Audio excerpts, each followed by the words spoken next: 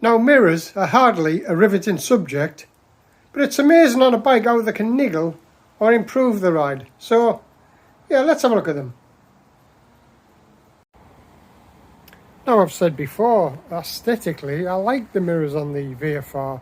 I like the way they sort of fade in. I like the way we get the inbuilt indicator and indeed a daytime running light.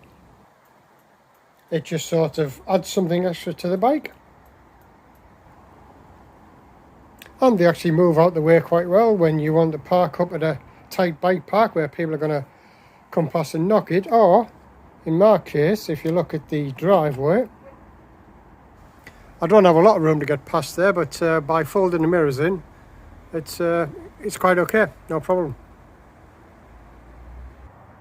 The other useful thing, particularly if you've got Handlebars on, a point that's not mentioned a lot, is that when you're on full lock, they get pretty close there. So my hand is really close to that mirror, but they will push to one side. So if I'm doing a really tight U-turn, I can just push them away. So that's quite useful.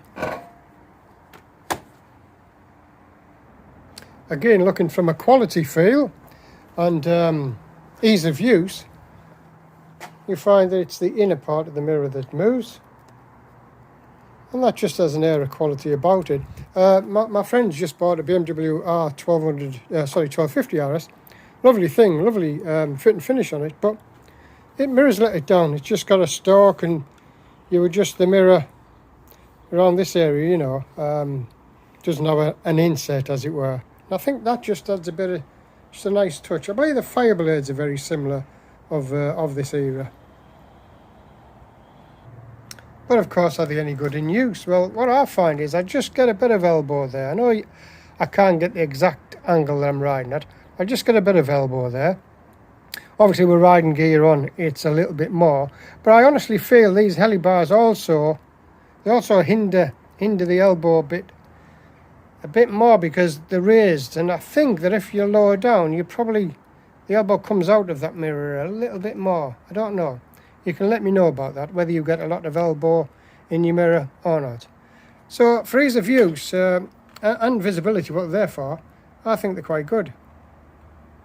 I also find aesthetically as well, they sort of add a bit of, actually sort of like frame the road ahead. They add a bit of presence, you know. Again, that angle doesn't give you the real feeling, but just the width of them, the shape, they just add a bit of presence to the front of the bike. And most important, I checked these the other day, and at any speed they're pretty clear. I don't get too much vibration at all. If I'm opening the throttle hard from very low revs, you get a little bit of a judder, but generally 70, 80, and if you're on the autobahns, 90, 100, yeah, they're pretty good. Most bikes I've had in the past, they've had maybe one clear mirror and one buzzy. My Phaser in particular had a clear right and a buzzy left. That's the way you'd want it, I guess. But the VFR, yeah, pretty clear all round. So the worst mirrors I've ever experienced was actually on my neighbour's MV Agusta. I'll put a picture up there. And they basically look lovely, but you just couldn't see a thing out of them at all. I mean, you literally had to raise your hand, not just move your elbow. You had to actually raise your hand to see anything. But they did have a lovely touch. It's a pity. I used to have a video on it, but I've lost it. And the lovely touch was that it had these inbuilt adjusters, like VFR. And it also had the repeaters on the mirror. And what used to happen was when the indicator was on, all this round here would light up. Now, I don't know whether it was meant to, or whether it was just a flaw in the design. But when it was a bit dusk or getting a bit dark, you could actually see the indicator flashing, which was handy because the idiot light on the dash wasn't very bright. And it was useful for not leaving the indicator on. So it had some use, but as a mirror, pretty hopeless, really. The other niggles I've come across tend to be from bikes that have the mirrors set into the bars. Again, I was trying to get a Z900 down my drive once, and I wondered why it wouldn't fit. And of course, because the mirrors with handlebars tend to fit under the handlebar, the only adjustment you get is up here.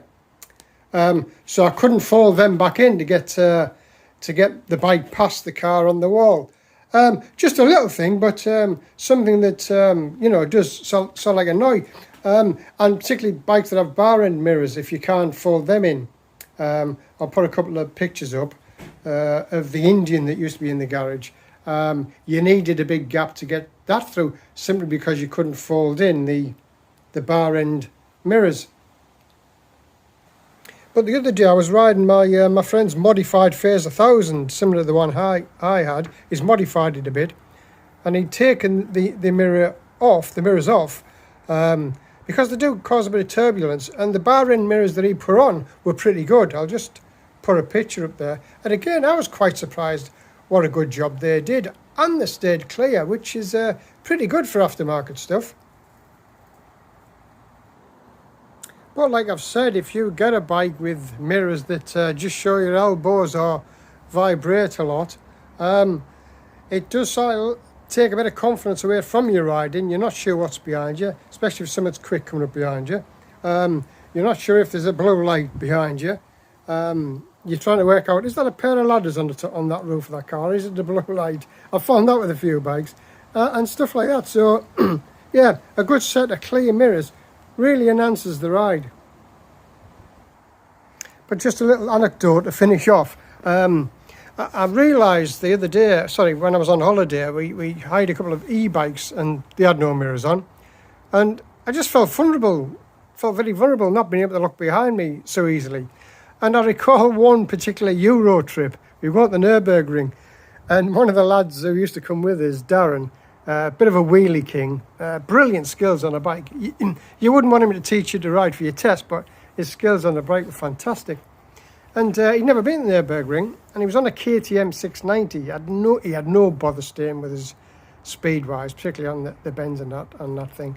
But we pulled up at the gate at the Nürburgring, and he looked over to me and he says, I'm feeling nervous. And I was thinking, crikey, for Darren to be nervous, that's a big thing. The gate went up, and all of a sudden we got stopped by a guy. Points at Darren's bike and says, 9 verboten. I thought, what's going on here?